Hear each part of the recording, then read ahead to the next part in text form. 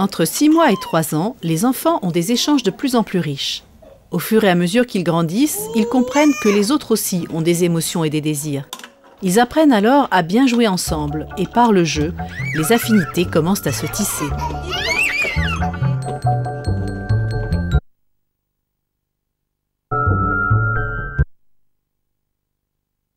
Anne-Marie Fontaine, chercheuse en psychologie du développement, étudie les relations entre enfants. À la crèche Bellevue, elle commence la journée en observant les bébés.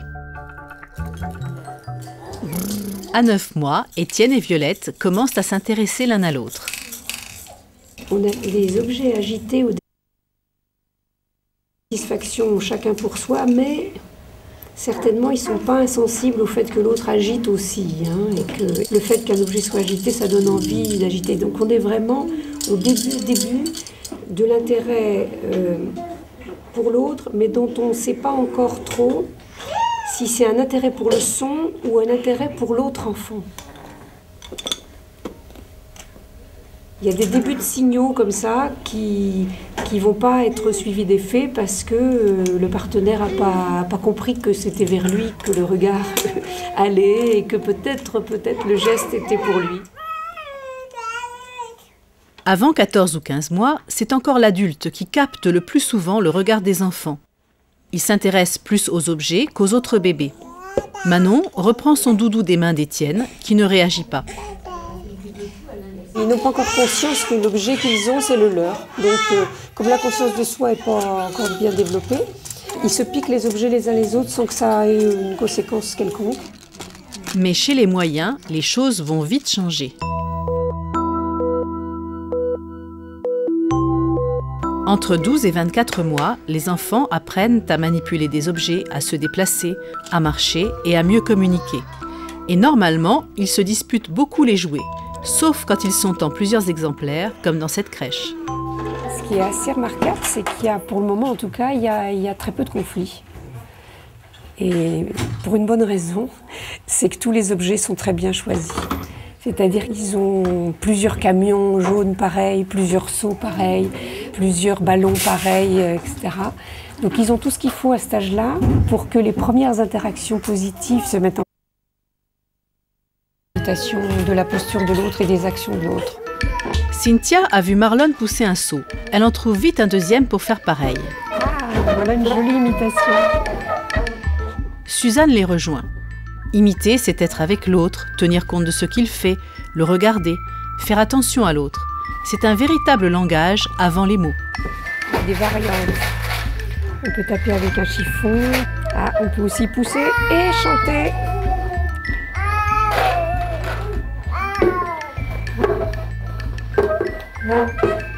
Ah, j'ai une nouvelle idée. On peut taper le son. Ça fait un joli bruit quand on le frotte. Les échanges sont nombreux,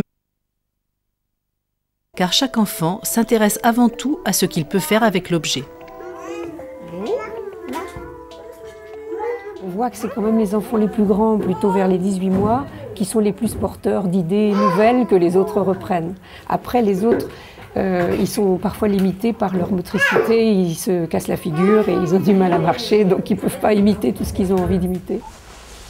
Je crois qu'il y a plus d'affinité, si on peut dire, en fonction des mêmes capacités. C'est-à-dire que c'est celui qui marche va forcément imiter un peu plus celui qui marche, parce qu'il peut reproduire les gestes. Marlon rejoint Baptiste pour taper comme lui contre le mur. Mais il s'assied. Ça arrive souvent à 18 mois.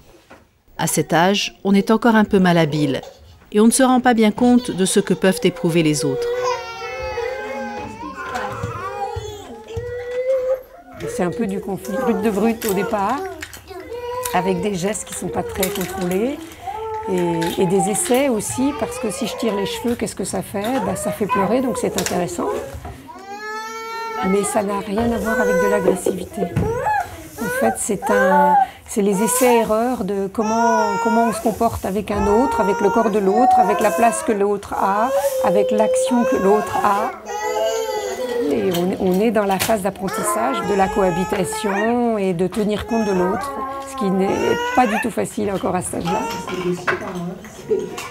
Pour un bébé, se faire piquer un jouet, ça n'a pas d'importance. Mais à 15 mois, quand Martin veut s'emparer d'un élément du jeu d'Éloane, ça fait un drame.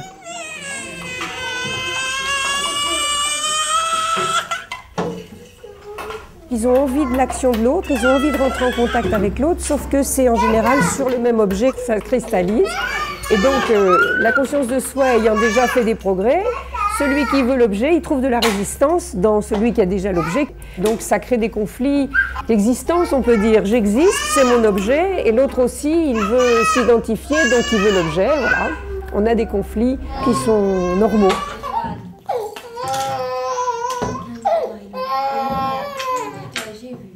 C'est pour cette raison qu'il est très difficile de faire quelque chose.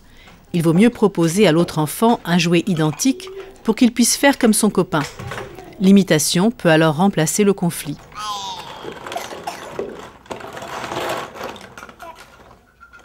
À Baptiste, qui commence un début de bagarre, Marlon répond par une proposition d'imitation. Baptiste finit par accepter.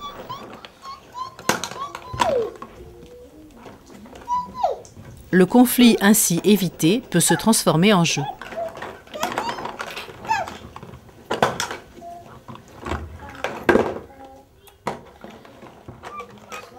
On ne peut pas encore parler d'amitié à cet âge, mais plutôt d'affinité. Elle se noue entre des enfants qui savent faire les mêmes choses. Éloane et Suzanne parviennent déjà à se coordonner autour d'un même jeu, ce qui est assez exceptionnel avant 2 ans. À la crèche, certains enfants choisissent déjà avec quel copain ils veulent jouer. Donc en fait, qui se ressemble, s'assemble, on peut dire. Ça commence à venir, Alice et Léna, Éloane et Suzanne qu'on a vu hier aussi. Il y a ça commence à... Ils commencent d'avoir envie de se retrouver, de s'accueillir, Ça dit les prénoms à la maison des autres enfants. Il y a des parents qui nous disent que toute la soirée, ils ont dit tel ou tel prénom. 3-4 semaines, quoi. Oui, 18 mois, quoi. Ouais. Qu'est-ce qui fait qu'ils se recherchent? Ça commence souvent par le jeu. Qui Il y en a attire. qui le convoitent et soit ça commence par un conflit, soit ils arrivent à le gérer et à jouer ensemble avec le jeu.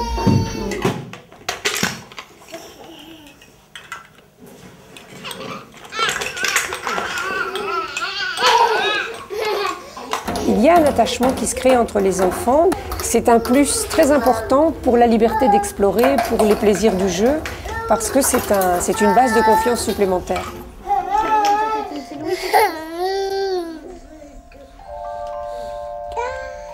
Dès 18 mois, un enfant se rend bien compte si son petit copain a du chagrin ou s'il est heureux. Il reconnaît les émotions des autres et peut déjà exprimer sa compassion.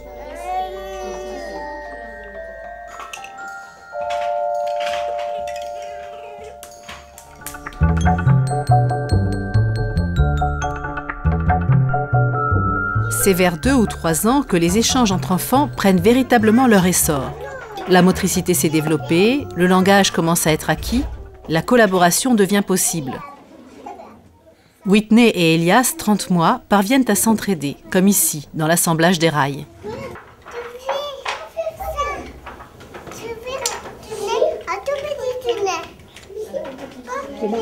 Un exemple évolutif, parce que le jeu a déjà beaucoup changé et beaucoup évolué, de coopération, de complémentarité, c'est-à-dire que là on n'est plus dans l'imitation, pour arriver à jouer en même temps, il faut faire la même chose en même temps. On est dans les idées de l'un passent aux idées de l'autre, et en fait le fait que ce soit un garçon ou une fille n'a pas beaucoup d'importance. De même sur le matériel, les filles aiment autant les voitures et les trains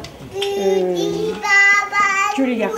Et là, on a une superbe imitation, en fait, en chantant Petit Papa Noël ensemble. Je ne les regarde pas pour ne pas les déranger.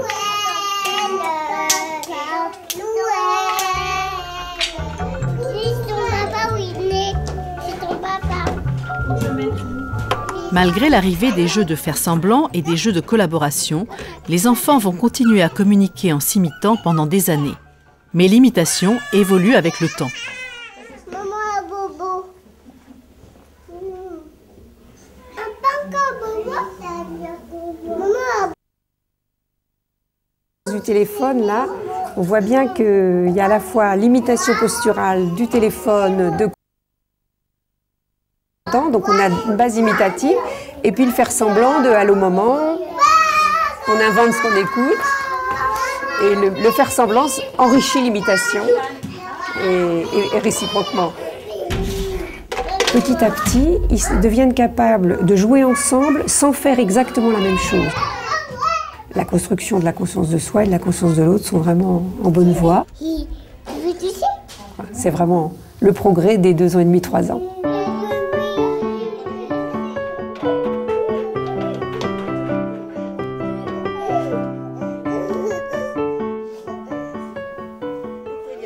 Il y a Elias qui fait de la gymnastique entre nous. Elias qui fait des galipettes. Et hop, bien sûr, ça va l'imitation. donner de l'idée à Whitney. Et ce qui est important pour eux, c'est de faire la même chose. C'est comme ça qu'ils ont une connivence entre eux et un plaisir de faire vraiment la même chose. Et en fait, l'imitation, elle est créative, c'est-à-dire que c'est jamais exactement pareil. Ils vont faire une séquence pareille, et après il y en a un qui va trouver autre chose. Et ça va rajouter une variante, et ça devient... Là, nous sommes à 2 là maintenant. Hein. Lorsque les enfants sont capables de dire « je », de dire « c'est à moi », cela veut dire qu'ils ont pris conscience d'eux-mêmes et qu'ils se différencient des autres. À moi, à toi, à toi. À toi.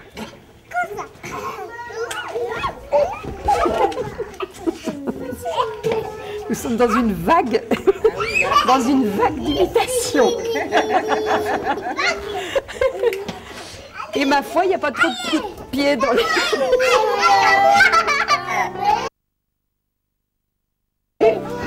S'il y a trop de bousculade. Faire la même chose en même temps, c'est jubilatoire. C'est évident. C'est le début de l'amitié.